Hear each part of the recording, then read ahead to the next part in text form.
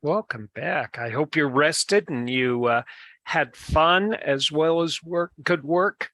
Um, what are we going to I, talk about this week? What would you like to talk about? we started communication last week or a couple of weeks ago, and I think didn't we kind of leave it saying that maybe we should talk about meetings as a separate form of communication and just go from there and see if we can't kind of create an entire podcast from how to communicate using the meeting vehicle in project teams? That would be great.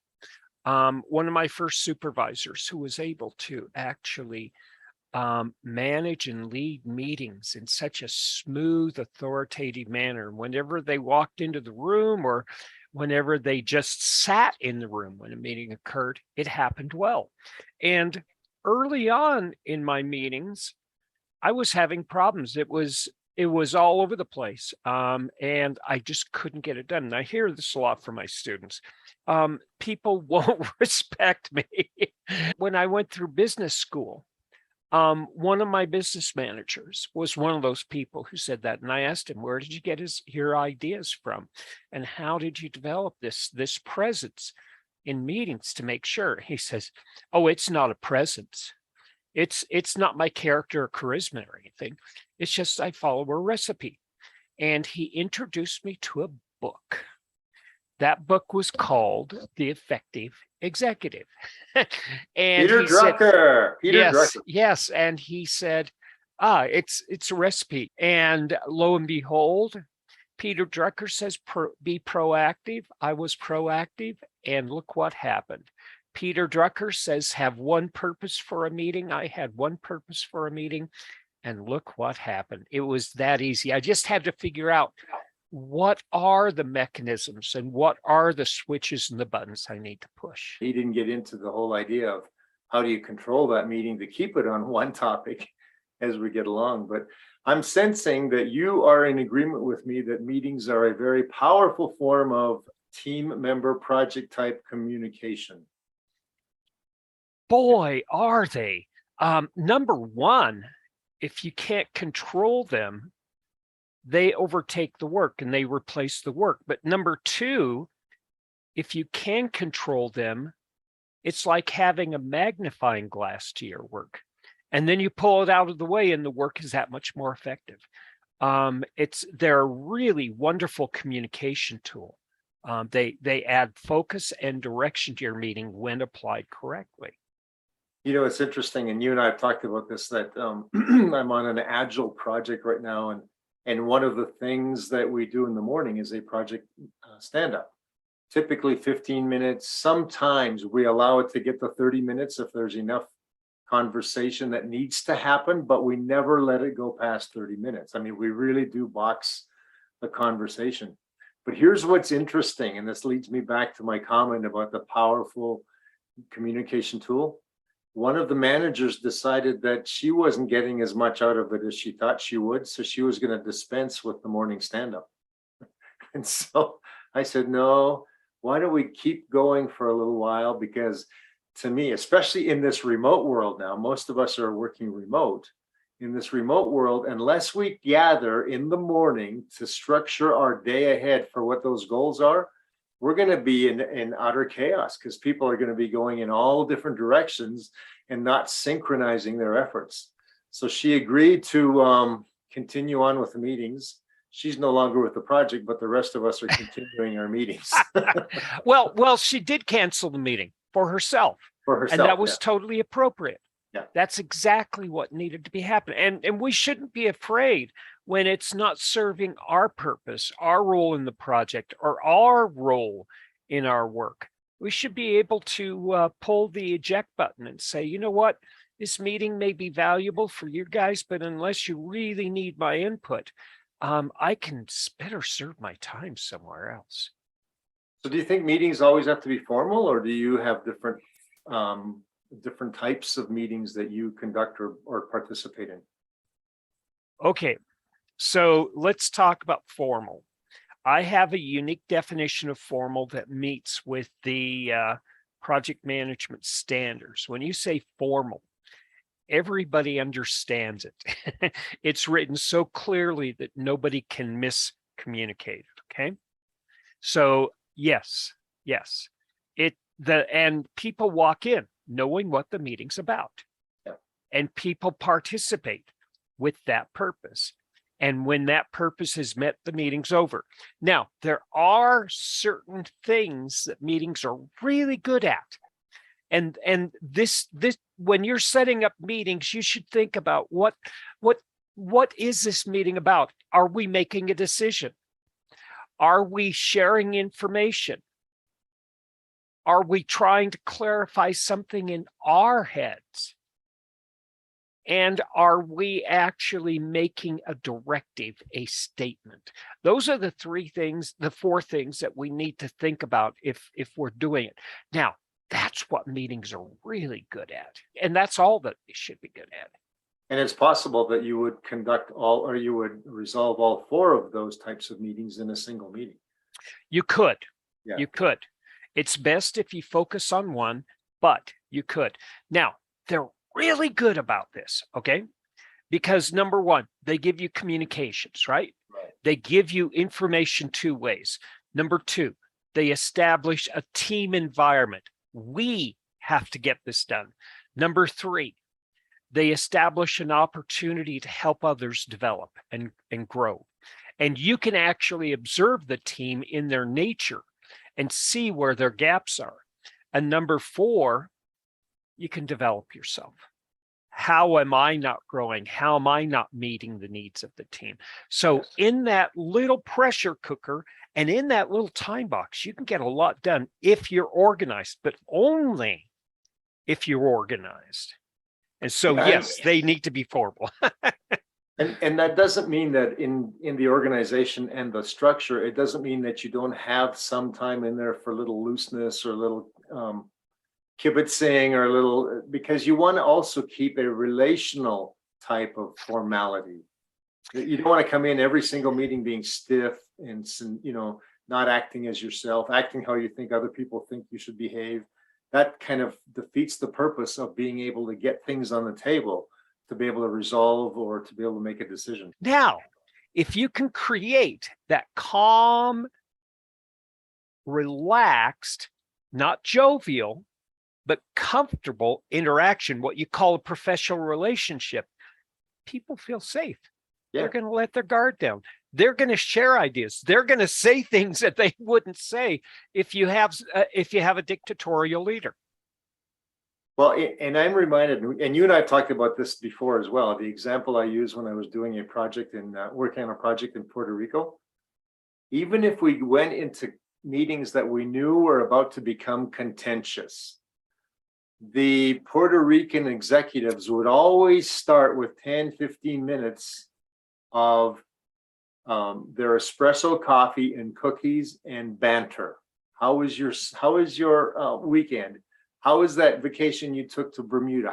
So they would always have this banter before we ever got to the meeting. And I really think, even in those contentious meetings, that it allowed us to remain friendly acquaintances, shall we say. And even if we had serious differences, we handled them as adults rather than getting all upset with each other just because we had that initial coffee and cookies. You're civil. You know, civil does not mean you're best buddies. It means you're proper. You're giving people what you expect to get. And if you can do that, create that environment and make people feel safe, you can get things done even on sensitive topics. So you can basically set the stage and say, I'm civil, you're civil. If we have this set up, we can solve anything. Right. Well, and the other thing is I get the measure of the person I'm talking to. If the person remains stiff and uncommunicative, I can kind of understand how I'm about to conduct the meeting. If they become jovial and friendly and responsive, I know how I'm going to conduct the meeting. So I think there's also a way of taking the measure of the person. Exactly. You come in ready for options in the meeting. You come in ready for alternatives, and you can reposition quickly. And whatever position they take, that now getting back to your thing, do meetings have to be formal? Yeah. This is what formality allows you. Yeah. It allows you to, if you're walking into a very powerful meeting, it allows you to say, okay, let's give ourselves 15 minutes, half an hour prep. This meeting is going to be this way. Let's think about what's the best of all possible outcomes and what's the worst of possible outcomes. And let's agree that it's going to come out somewhere in the middle. Yeah. But let's actually take the gauge of the meeting and then see what opportunities we can take from there. Yeah, when I was in corporate way back many, many years, we used to call that the meeting before the meeting. Yes, the pre-meeting meeting. But I'll tell you what, formality, absolutely. If I'm doing a status report out to my executive client, that's a formal meeting. If I'm doing a requirements gathering session, those are formal meetings. But on projects, I have gleaned most important information just by bumping into somebody in the hallway, whether accidentally or on purpose, and having a water cooler discussion. And suddenly I know more than would have been revealed in a formal meeting. Now, that is why we're having part 2 talking about meetings today, because meetings are an extension of communications. They are a physical structure that we can proactively plan and structure for a specific outcome. And that's the power of meetings, no more, no less. They are a very useful tool in communications. Absolutely.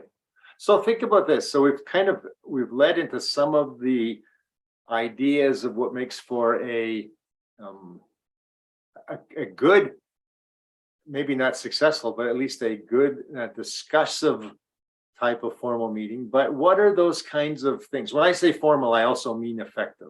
Right. So what are those sorts of preambles that you may put in place in order to almost guarantee success in a meeting? Do you have any formula for that? Oh, yeah. Before the meeting occurs, way before the meeting occurs, make sure everybody's prepared in their heads and in their information, documentation or PDFs, or just lined up a few PowerPoint slides, or just talking points they can go through for their role. Make sure everybody has a role and responsibility in that room. This is important because people who don't have a role or responsibility given them, they're going to be on their smartphone and their laptop. And not only are they going to not helpful, they're going to be a distraction. Okay. Number 1. Number 2, tell them what you're going to tell them, which is opening up the meeting and go over. This is what we expect out of this meeting. This is what we expect out of the outcome of the meeting. And here's how it's going to implement or impact our work. And then you tell them.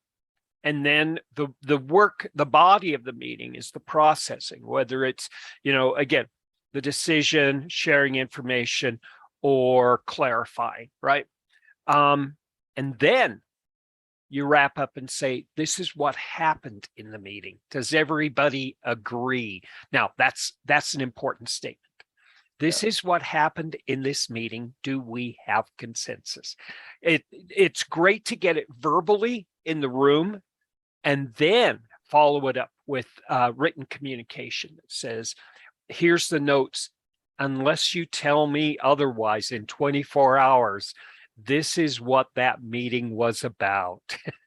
Well, yeah, and in fact, I've learned in formal meetings, I'll say formal, is to actually have a template with the agenda that gets sent out previous to that, and allows people, and in my team requires people to read that agenda ahead of time with the purpose for each item on the agenda. And then the agenda has space in it to do exactly what you said, to be able to log decisions, to be able to log the conversation in terms of how we got to this point, log risk items, whatever happens to come out of that. But basically, it's a single document that starts with the agenda and ends with here's what we decided.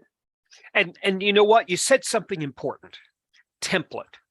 Have something that people can get comfortable with, and they know when they open up the outline of the meeting where the information is. They don't have to read each meeting agenda as if it's a new one, and they can actually easily find the content that they want to focus on first. This is getting back to Maslow's safety concept, right? A habit. Habits make us safe and they make us feel comfortable. And we love to be lazy. And it's not bad lazy either. It's setting up those nice routines. Well, and the other thing is, if someone goes, let's say we go back next week and say, what did we decide last week? And we read the notes from last week and we don't understand them. That's a clue there that we shouldn't be lazy in the documentation piece of what it is that we've decided. We need to be crisp, clear, and understandable in our documentation. Yes. Yes. One of the other things I was going to mention is that as part of the meeting, I would always instruct my team, if you don't know the answer, don't answer.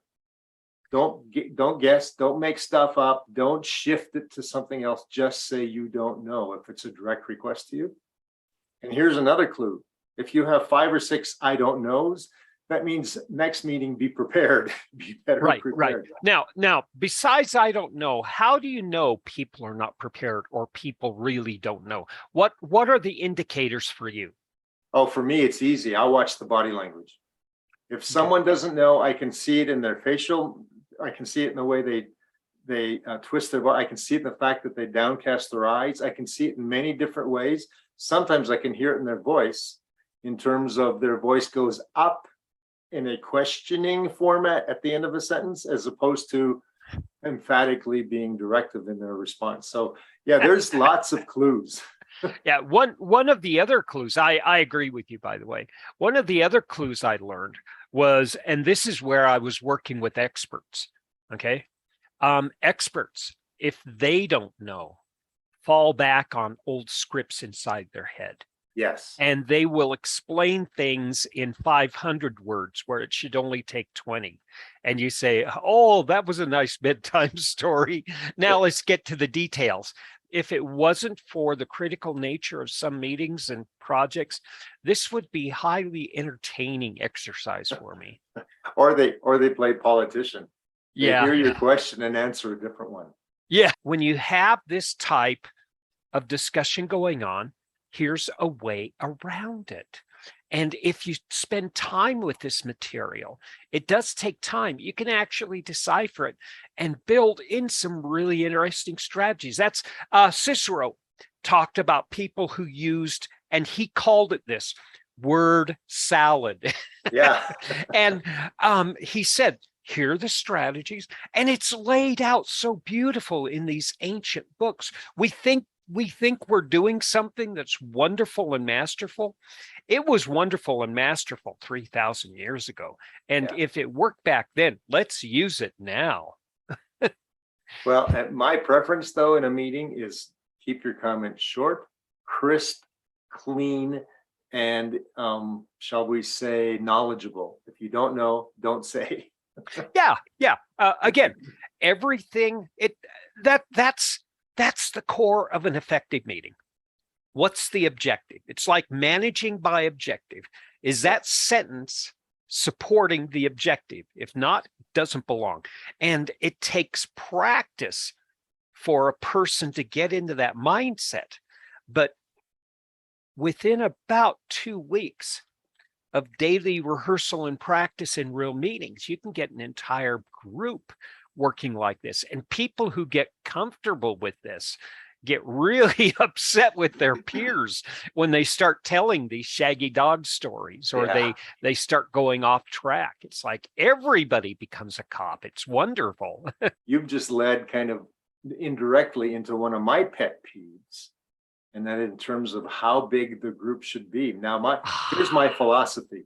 My philosophy is those who have the right to know and the need to know, who can make decisions or bring qualified information to the meeting, should be there. Anyone else who has additional information can be on standby, but they don't need to be in a 45-minute meeting whittling their thumbs, waiting in case someone asks them a question, paying attention, wishing they were doing their tasks that they're now behind on. And so I get this frustration, and I've actually been in situations where we've set up the leadership meeting, say of weekly status reporting, let's say that, let's say there's 8 or 10 people that have to be in that meeting for a solid status reporting and decision making. And within 3 or 4 months, there's 25 people there. That is one of my main pet peeves, because you look around the room and you see people, like you said earlier, on their phones, on their laptops, doing their daily Wordle, it's those things that you end up wasting the time. And I remember very specifically at one meeting, it was a local meeting, and this had happened. And I went around the room and I did a quick calculation of billing rates. And partway through the meeting, when we got bogged down, I said, you realize that this meeting has to this point cost us $3,000 and we haven't even come to a conclusion. You should have seen people's minds light up, their eyes light up. How did you figure that out?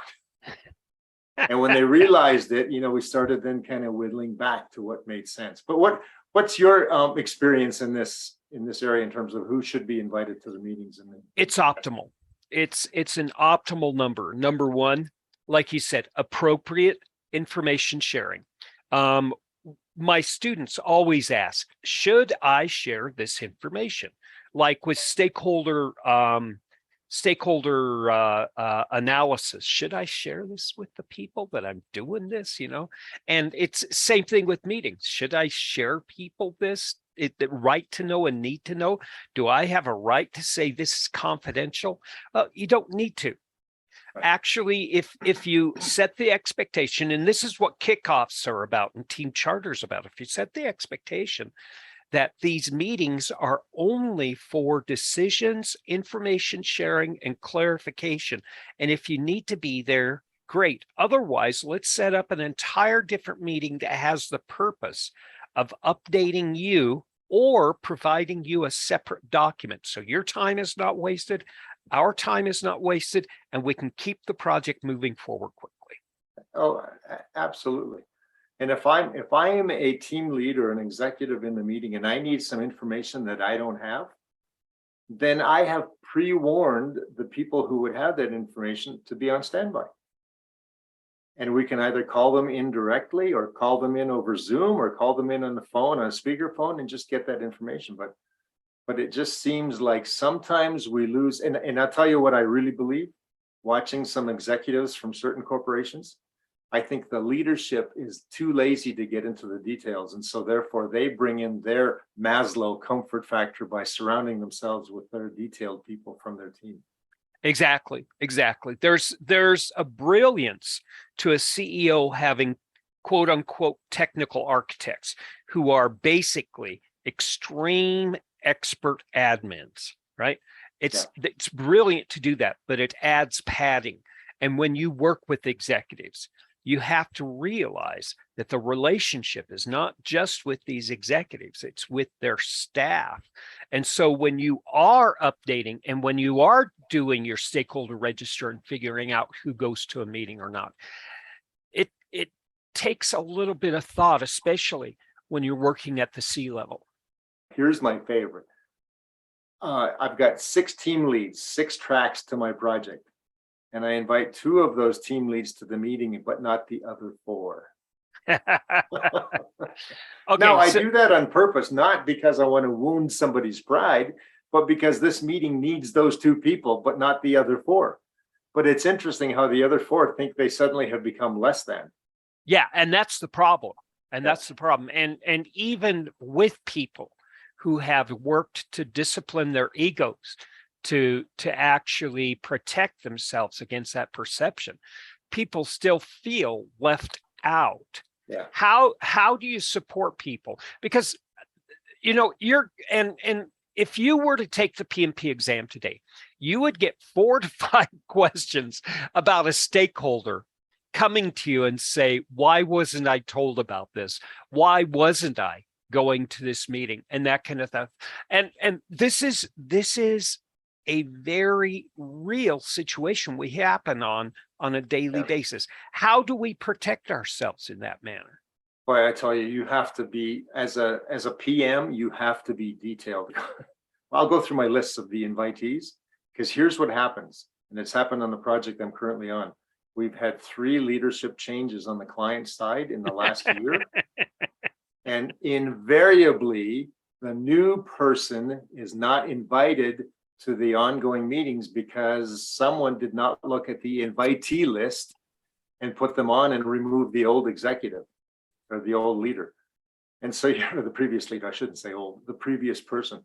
So you're looking at this, and that's, that becomes down to the project manager needs to be detailed, or his admin needs to be very detailed and watch for these kinds of things. That's one example of how typically leadership gets left out of the loop. Yeah, and the same goes for team members and stakeholders and everything else.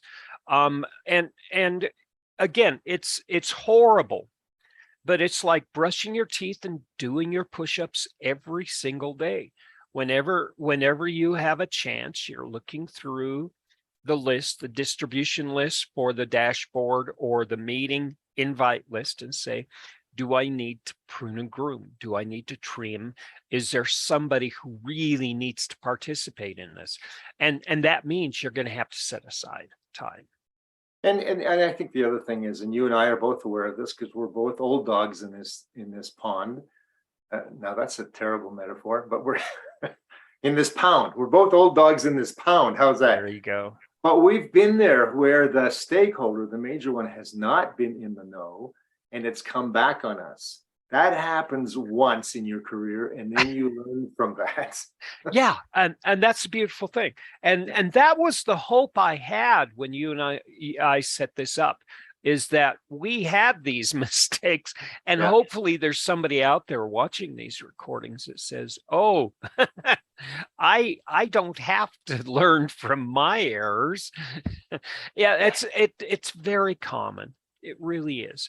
And when you have hundreds and hundreds of stakeholders, it's very easy to lose individuals in the noise.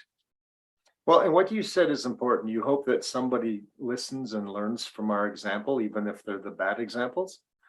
The examples where we did not work properly in a situation, but particularly for our younger project managers in the audience, it's time to really understand that, yes, you do need to understand office politics, project politics. You need to immerse yourself in that, not on the side of the politics that aren't those kind that progress the project, but just understand that there are always politics involved in any organization, and you have to learn those, and you have to work alongside those people who play the politics.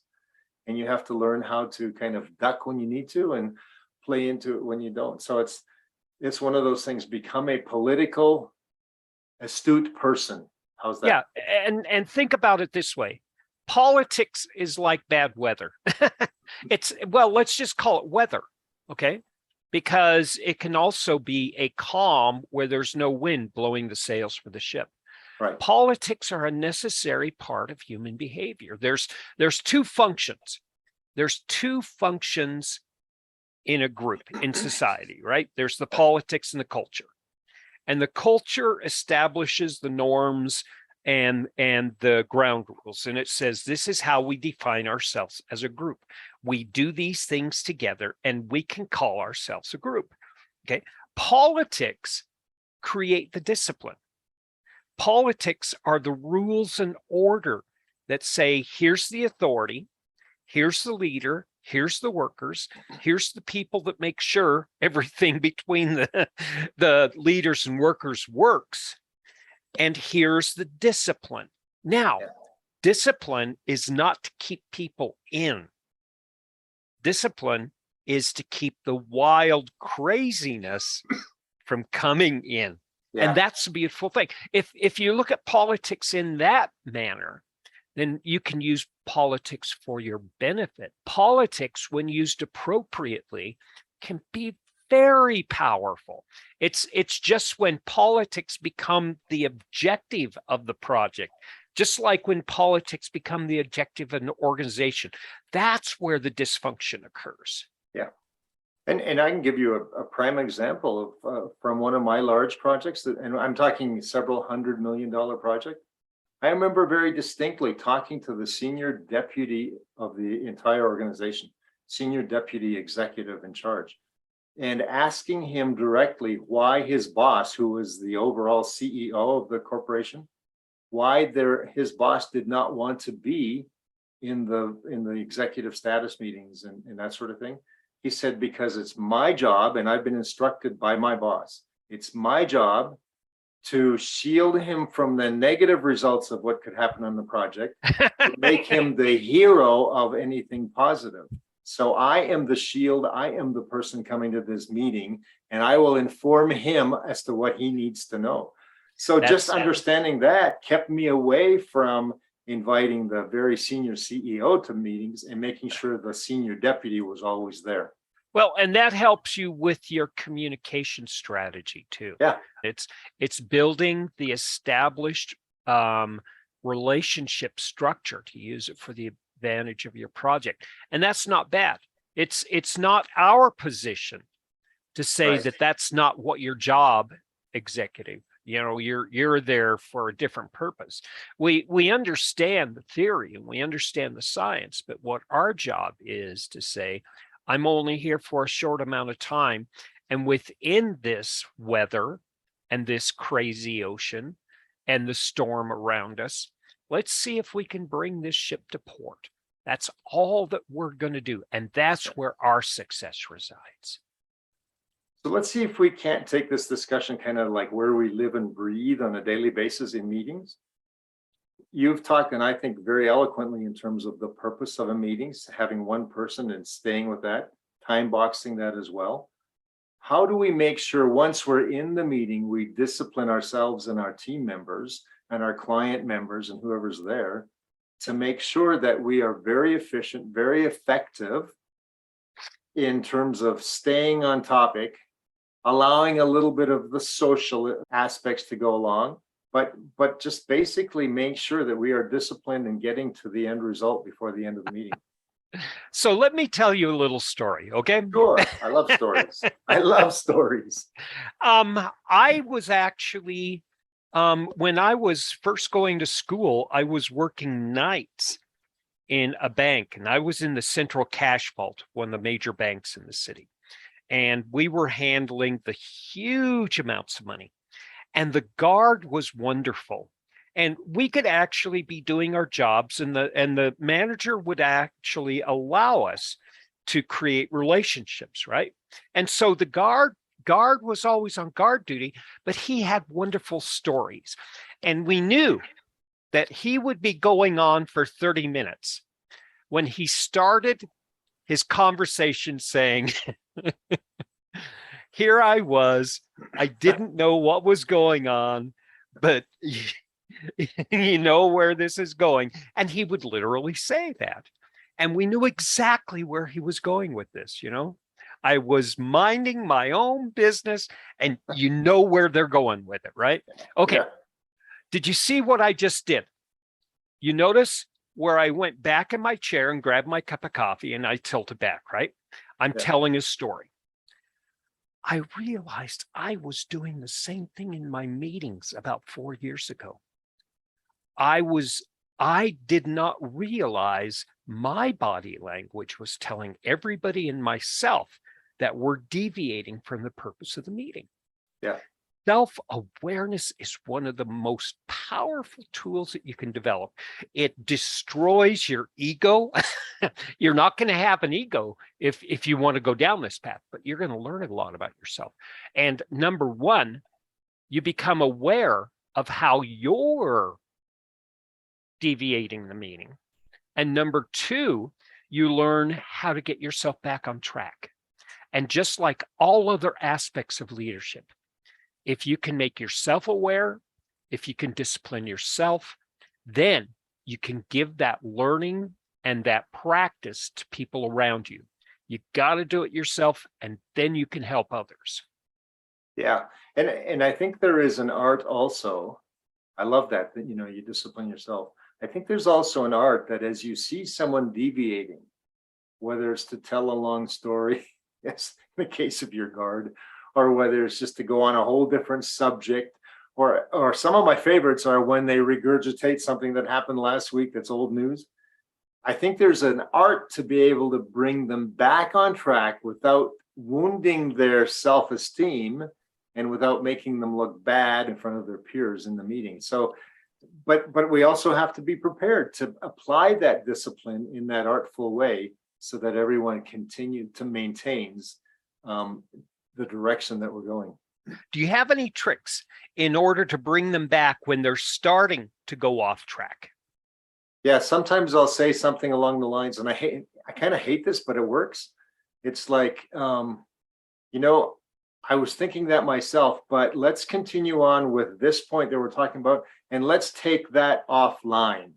Offline has become that buzzword that I'm starting to hate, but it works. But again, we graciously point them back to the agenda and say, I'm not saying that what you're saying is not important. I'm just saying, let's leave that for another time. Yeah. And I've learned that you can actually do it in grades of intensity. Basically, you give them recognition, you give them the attention, the eye focus, and the body stance that says, you are the center of my universe for the time you're speaking. Yeah. And then you say, thank you. And that's all. Now, if they do it again, you say thank you again. And if they do it again, you say, do you realize what you're doing? I have said thank you here 3 times. And you're talking about things. And this is an opportunity for me to be curious, where I say, what you're saying is important. This is what you're saying. So we have to be actively listening to them when they're talking. Do we need another meeting for this? Right. Put them on the hot seat and say, if this is as critical as you are making it in this meeting, we need to set aside time. And that allows you, like you said, it allows you to say, let's move it. And let's actually get back to the purpose of this meeting, and then treat what you're talking about with the same respect. Well, and I've used this before, especially with senior people who are kind of above you in seniority, especially on the client side. One of those things is, is just to sort of say, can I just stop for a second? I'm looking at the agenda. We've got 6 items left, and we've got 20 minutes.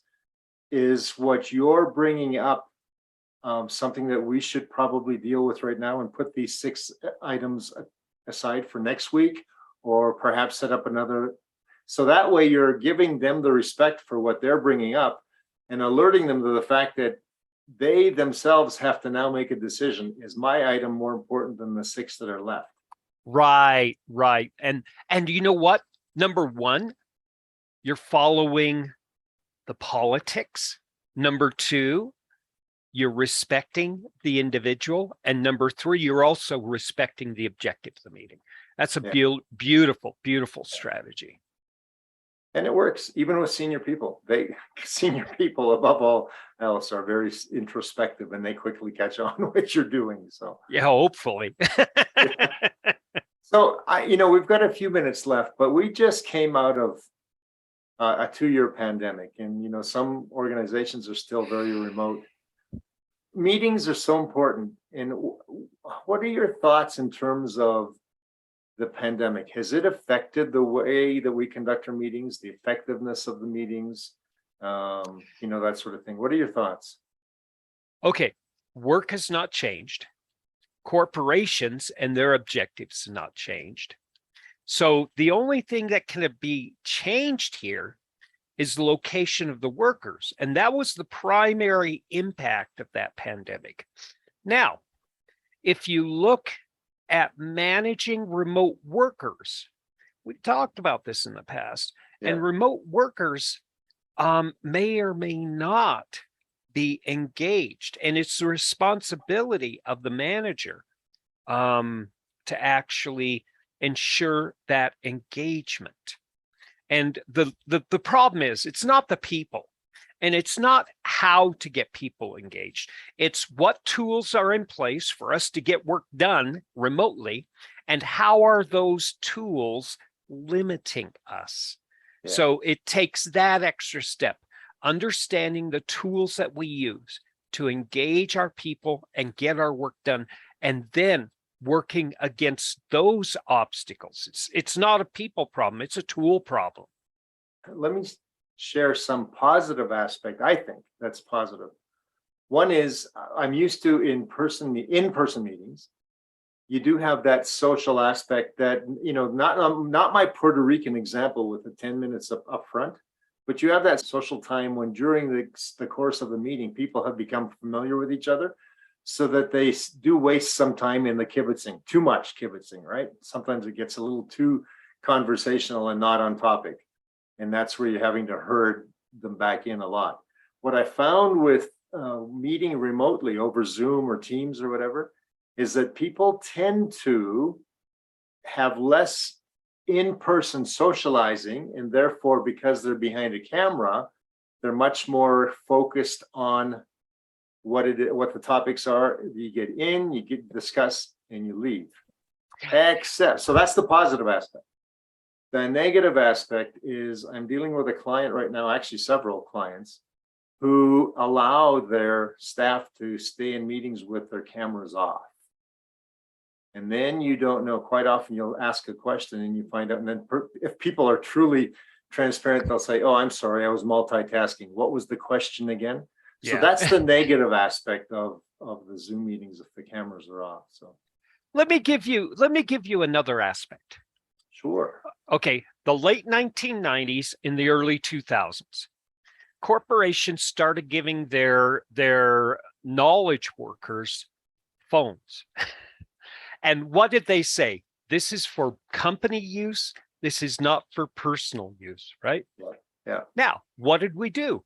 We used it for socialization, but we used it to call our team members and to call our peers and to ask for advice, right?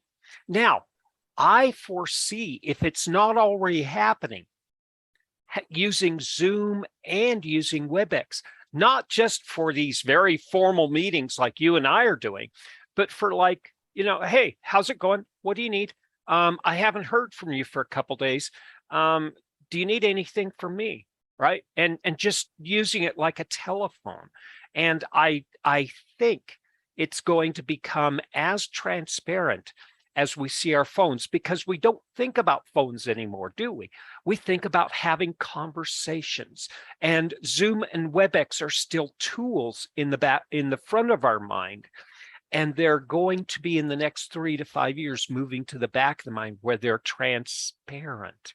This excites me because once tools become transparent, people don't focus on tools, they focus on getting work done.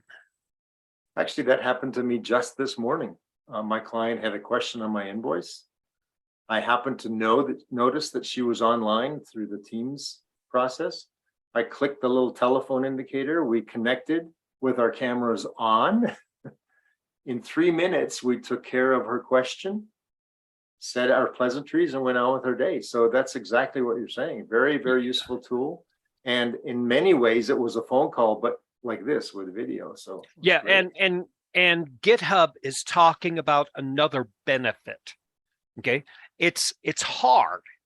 It's hard. GitHub has been known as leading. They're an early adopter. They're an aggressive adopter of remote working, right? They have 100% remote staff. Okay. They actually say one of the benefits is self-discipline. Oh, that's interesting. Yeah, you are forced to manage your time.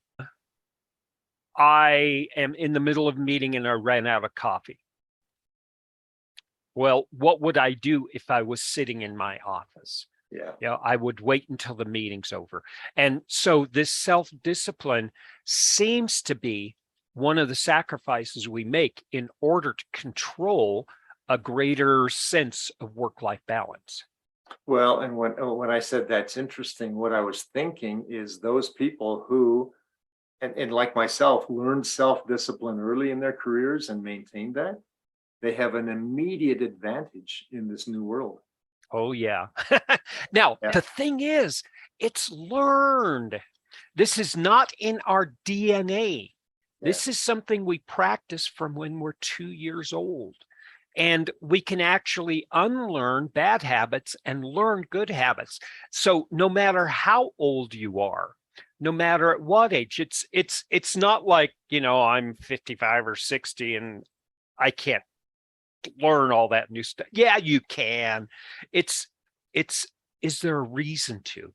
Do you have enough of a reason to learn? And if you are, you will. And that's the beautiful thing about that. And if a work-life balance, right, like remote working is, in order to retain your privilege of working from home, maybe you'll gain self-discipline. Yeah, absolutely. So I had another thought just crossed my mind as we were talking about this whole remote and in-person meetings. It's escape. Oh no, here it is. So we talked about cameras off. That's what spurred me to this, which allows people to become distracted on their own, lose their self-discipline, perhaps spend time on their phone, their Wordle, their status report, whatever it is, not really paying attention. But as a good team lead or project manager, whether you're in person or remote, how can you ensure that everyone stays engaged and not only is just engaged in terms of listening, but wants to participate? Do you have any tricks of the trade in that as a project manager? Yeah. You're gonna chuckle at this. Schedule 1 or 2 times a month to have a community dinner over Zoom. Because you know why? Because the people who show off their food and are actually looking and talking and doing a lot of show and tell are actually getting a lot more out of those meetings. And this is what I do in my classes. My students love it when I actually show them books, not just talk about them. And then all of a sudden they say, wow, that's really effective. What if I'm able to do that? And all of a sudden you have an engineer who says, let me write something down. And they write a little diagram down here and they say, is that what you're talking about? And sometimes all of a sudden there's an added benefit. They see it as a deficit, but they've never been taught that cameras can be an incredible benefit. That you said I'd laugh at this, and I kind of did, because I chuckled kind of because we've actually had situations with my team recently while we were on Zoom, is after we kind of finish for the day, is to kick back, whoever wants to stay back in a certain situation, pour yourself a little wine. If you're so, grab a beer, grab a Coke, grab some water, whatever you want to do, get some cheese and crackers and grapes, and just kind of sit around and shoot the breeze and just enjoy each other's company that way. So that has been very participative. And those people who are included in the next formal meeting actually end up participating in a much more effective manner. This is the development of a professional relationship. We cannot say enough about this. Yeah. That is a powerful action to take and a powerful statement to make, to say, you guys are so important that I'm going to have an extra 15 to 30 minutes just for us to be around each other and just to learn how to treat each other as human beings. Yeah. The camera off, though, is sometimes it does become a problem. I have one client who they have learned over the months to keep their cameras off. So when I turn mine on, I'm the only one. So therefore, I kind of give in to peer pressure because I don't want 45 people staring at me. Well, I don't mind. I can't stare back at them. I don't mind 2 decades of teaching in front of people, from 5 people to 170. I'm the only one with the camera on, so I've lost I've lost that sense of doubt or something like that, and I'm willing to go out there and be silly in front of the screen. And oftentimes the students say, this is the best part of the class, that I'm talking to a human being. I'm not talking to a computer. Yeah. And that's why, we're doing this podcast, but we're doing it with video on. I think it's more effective, personally. I know a lot of podcasts that I listen to, but if you're in the car, well, if you're walking and you have your earpiece on and you're listening that way, yeah, you can't see the video. But I think video is effective in terms of I can see what the motions are that you're doing, your hands, your face gestures. I can see all of that. So in many ways, I find it more effective. Yeah, it's a more complex engagement. It's a Yeah. more immersive environment for people to capture the information. Yeah. It's necessary. It really is. If I were in a dictatorial position, I'd make it so cameras were not off. Yeah. But humans are humans. Speaking of dictatorial, what do you do with a person who begins to dominate the meeting, either from just too much talking, or being dictatorial, or being dominant, or being a bully? How do you handle those kind of guys? Let me pull up my script. Oh, you have a script. All right. I really do. And again, this is from Kathy Caprino. I follow her from YouTube, and you can find her just by searching for her. And this is what I do with all boys. Remember when I started by saying thank you? Then I say, can you repeat? I didn't get what you said. Can you say it again? And do that again and play stupid. and have them saying that enough until they feel a sense of a little bit of shame. Okay. It's manipulative, but it sometimes works. Now, if they're still doing this, they have an agenda. And this is where you say, oh, are you trying to make me feel bad? And you don't have to do this in public, okay? When you do it in a meeting and you're leading a meeting, you have a risk of putting them at shame. You have to do it carefully. You have to do it with sincerity, and with curiosity, not with the intention of putting them down, but actually saying, you know what? It just dawned on me. Is this actually part of sharing information, or is this something that you're doing? Okay. And then finally, if they continue that, just say, that won't work. You have no access to my triggers. And then finally, if they still don't get the message, say, do you know what's causing this? By criticizing and by making these statements, you're telling me more about you than what you think about me. And so your politically astute way of handling that would be to decide whether you did it in private or in public, right? Depending on the situation. Yeah, I always aim to do it in private. Yeah. When I have 3 such events, I have to assume it's a conscious, planned effort to do that. And if I do not want this as part of the rest of my meetings, not just from that person, but from everybody in that meeting, it's my job. And as the project get more critical, it's really my job to pull that weed out right now. Yeah, I had an experience similar to what you were just describing with, actually it was the CIO of an organization, and we were in a meeting and he challenged me on something, and I responded from a point of information. I didn't challenge him back, but immediately when the meeting disbanded, he cornered me and he said, why did you say that? You can't back that up. I just looked at him and I said, I've learned over the years that I never say anything unless I've done the research first. So if I say it in a meeting in front of all your peers and in front of your executive, then I have done the research and what I said stands. He backed away immediately because he was so used to working off the cuff, saying whatever came to his mind, that he didn't understand when another person wouldn't take that kind of tactic. And so I think he was surprised the fact that before I said anything, I had done my research. So there are people like you and me that exist inside all corporations and in government, that we do have basically discipline. We have structure, we have civility, we have morals and ethics, and we will not make statements that we say are fact unless we're able to demonstrate those consistently.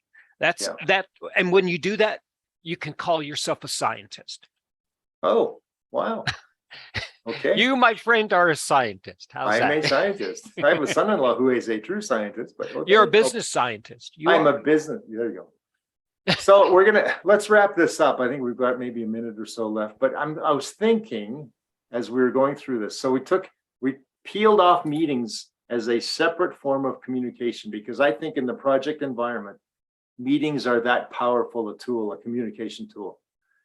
Over the lifespan of your vast career, Tim, has there anything in the formation or creation or development of meetings that has truly surprised you?